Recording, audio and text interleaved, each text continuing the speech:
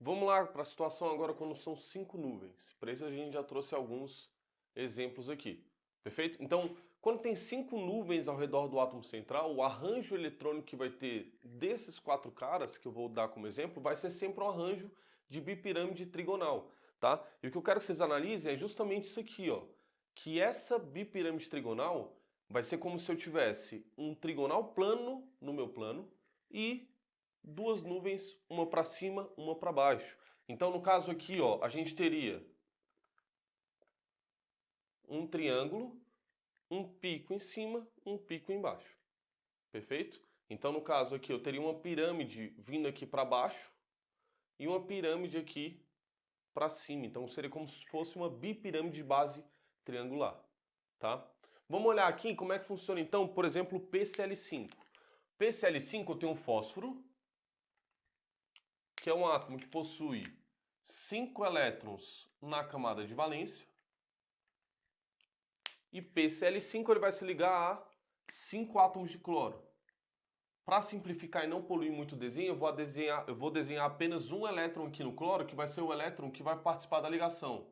O elétron ligante, ok? Então aqui no caso, ó, esse elétron aqui do cloro. Então, fiz aqui no caso as 5 ligações.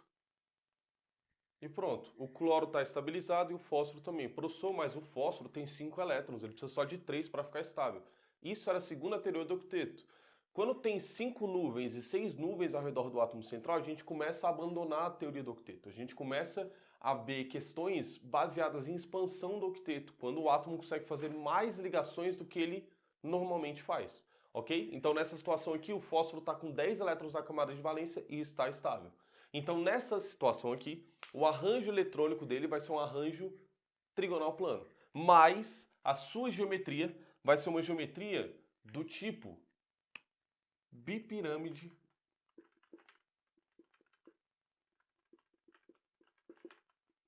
trigonal. Mesma geometria e arranjo eletrônico. Por quê? Sobra par de elétrons ao redor do átomo central? Não. Então o arranjo eletrônico vai ser exatamente igual à geometria molecular. Vamos olhar nessa situação aqui agora, ó. SF4. Eu tenho um enxofre. Esse enxofre, ele tem no caso 1, 2, 3, 4, 5, 6 elétrons ao redor do átomo central. O flúor tem 7 elétrons ao redor do átomo central. Mas, assim como o cloro, para simplificar, eu vou colocar apenas o elétron ligante para o desenho não ficar tão poluído. Ok? Mas ele tem 7 elétrons, precisa só de um elétron para ficar estável. Então fez aqui a ligação, ficou estável. Repara aqui agora no seguinte, ó. O arranjo eletrônico vai ser um arranjo de bipirâmide trigonal. Aqui no caso, ó, eu tenho um par de elétrons sobrando e quando eu tenho um arranjo eletrônico de bipirâmide trigonal e um par de elétrons sobrando, a gente vai ter como se fosse uma gangorra. Repara aqui o seguinte, ó, eu tenho como se fosse o lugar que você senta de um lado da gangorra nesse flúor, o lugar que você senta desse outro lado. E aqui é a base da gangorra, então ela ficaria movimentando aqui. Então a geometria teria o nome de gangorra.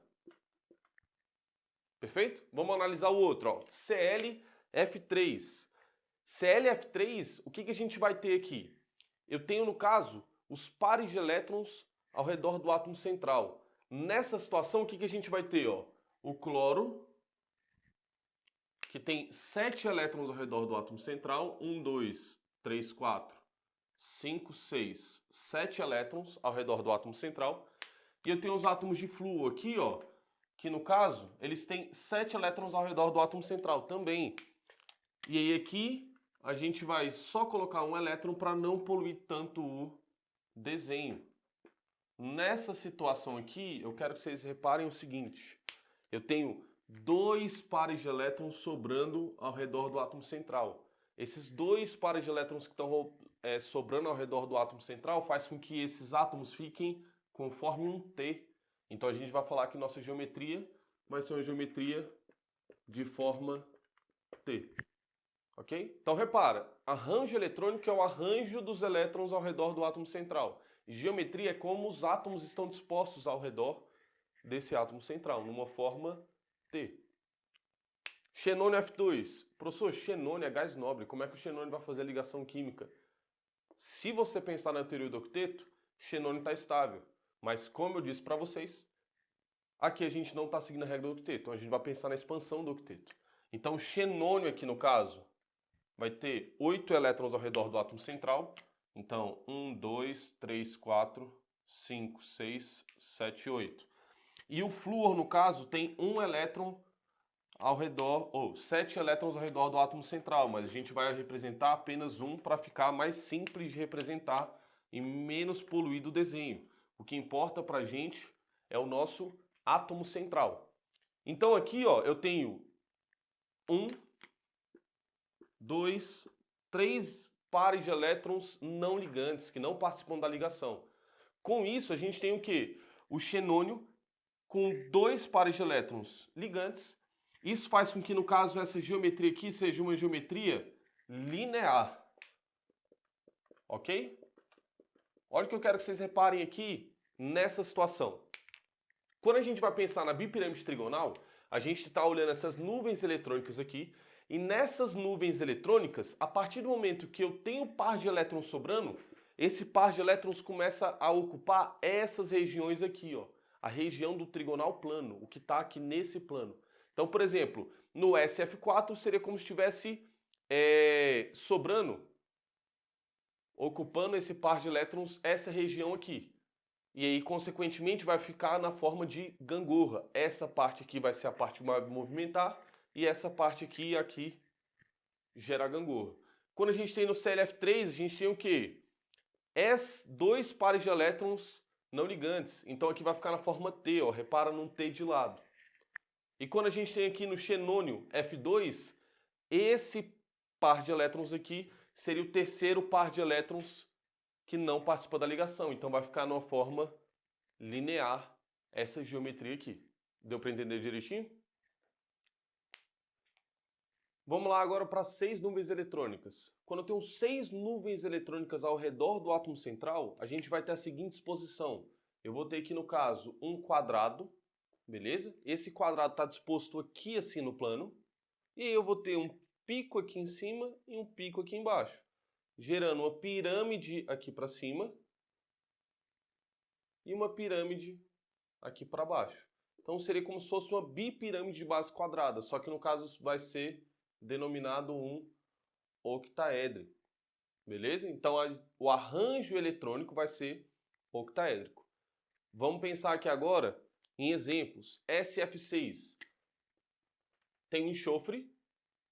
O enxofre tem 6 elétrons ao redor do átomo central. 1, 2, 3, 4, 5, 6. E no caso o flúor tem 7, mas para simplificar, para deixar o desenho menos poluído, eu vou colocar apenas o elétron ligante dele, ok? Que seria, no caso, um elétron, que vai participar aqui da ligação. Então o enxofre faz 1, 2, 3, 4, 5, 6 ligações com os flúors. Assim como eu falei, nas 5 nuvens eletrônicas, quando eu tenho 6 nuvens eletrônicas, também não se segue a regra do octeto. A gente pensa numa forma diferente da regra do octeto. Então aqui a gente tem a expansão do octeto, tá? Nessa situação o enxofre está com 12 elétrons na camada de valência e está ok, está estável, ok?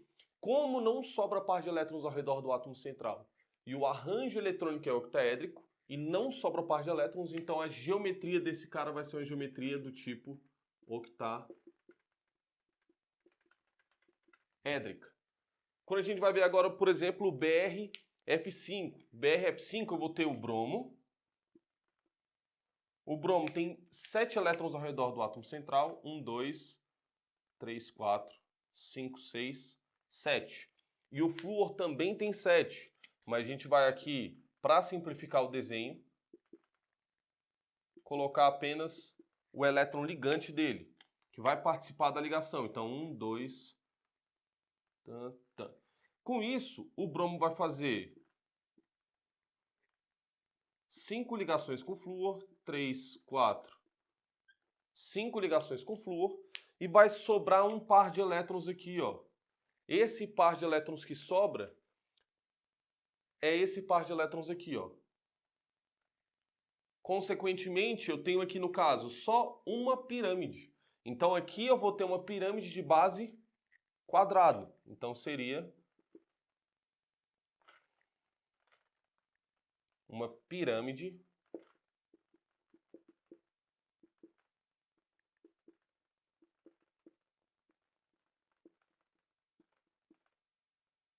quadrada.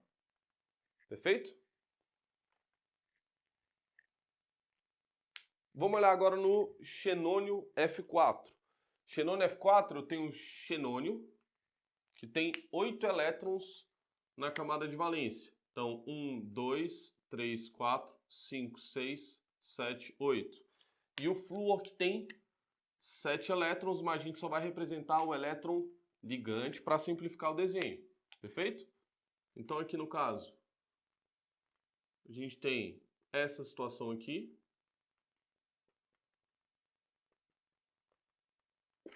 Em que eu tenho 2 pares de elétrons sobrando ao redor do átomo central. Esses 2 pares de elétrons que sobram, um é esse de baixo, outro é o de cima. Então só vai sobrar a base quadrada. Se só sobra a base quadrada, a geometria desse cara vai ser uma geometria do tipo quadrado planar. Perfeito? Então vamos resumir para 5 e 6 nuvens eletrônicas, assim como a gente fez na outra situação. Se a gente tiver, então, no caso, 5 nuvens. 5 nuvens, o meu arranjo eletrônico vai ser um arranjo eletrônico de bipirâmide trigonal. E aí a gente vai ter a geometria, possível geometria de bipirâmide trigonal. Outra possível geometria seria, no caso, gangorra. Outra, forma T. E por último, linear. Isso aqui é, na gangorra, se sobra um par de elétrons não ligante. Forma T, 2 pares de elétrons não ligantes. Linear se tem 3 pares de elétrons não ligantes. E agora, se tiver 6 nuvens eletrônicas. Se tiver 6 nuvens eletrônicas, o arranjo eletrônico vai ser um arranjo octaédrico. Geometria pode ser octaédrica, se não sobrar par de elétrons no átomo central. Pode ser pirâmide trigonal, pirâmide quadrada, ou então, no caso, quadrado planar. No caso da pirâmide quadrada, é quando tem um par de elétrons não ligante. No caso da quadrado planar, é quando tem 2 pares de elétrons não ligantes. Perfeito? Então, geometria, resumidamente, o que você tem que fazer? Olhar o arranjo eletrônico. Olha o arranjo eletrônico e observa. Sobra par de elétrons no átomo central? Não sobra par de elétrons no átomo central? Depois, qual é a outra situação que você vai ter que analisar? Como esses átomos estão dispostos tridimensionalmente. Perfeito?